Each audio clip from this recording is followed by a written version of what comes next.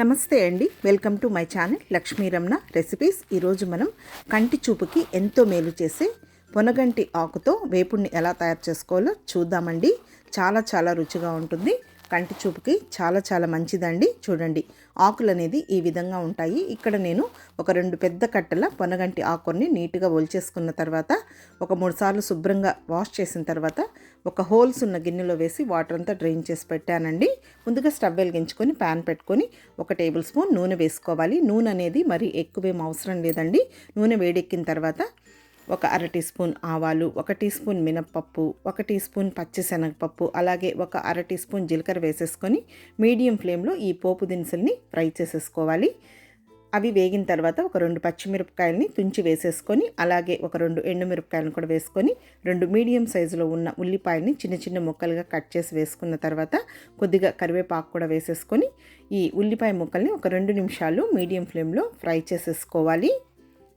కొంచెం పోపు దినుసులు కొద్దిగా ఎక్కువగా వేసుకుంటే మనకు తినేటప్పుడు బాగుంటుందండి. ఇప్పుడు ఉల్లిపాయ ముక్కలు వేగిన తర్వాత ఇంకా ఈ ఆకుకూరని వేసేసుకోవాలి. చాలా కమ్మగా ఉంటుందండి. మామూలుగా మనం తోటకూర, సిర్రికూర వాటితో మనం వేపుడు చేసుకుంటూ ఉంటాం కదా, మునగాకు. కానీ ఈ ఆకు అనేది కొంచెం డిఫరెంట్ టేస్ట్గా చాలా బాగుంటుందండి.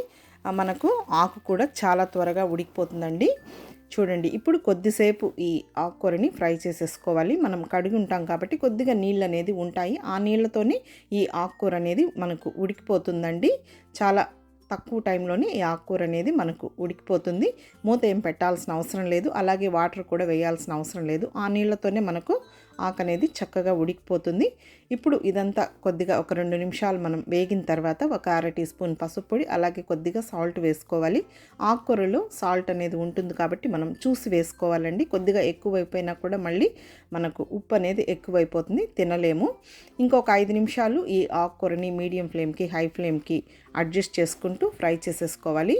ఇలాంటి ఆకుకూరలు వేపుడు చేసుకున్నప్పుడు కొద్దిగా క్వాంటిటీ అనేది మనం ఎక్కువగా చేసుకున్నామంటే అందరూ కూడా తినచ్చండి. ఆకు ఎక్కువగా ఉంటుంది, మనకు రెసిపీ అంతా అయిన తర్వాత కొంచెం తక్కువ అనిపిస్తుందండి. ఇప్పుడు ఇదంతా వేగిన తర్వాత ఒక 8 వెల్లుల్లి రెబ్బల్ని లైట్గా పొట్టు తీసుకొని కచ్చాపచ్చగా దంచి వేసుకోవాలి.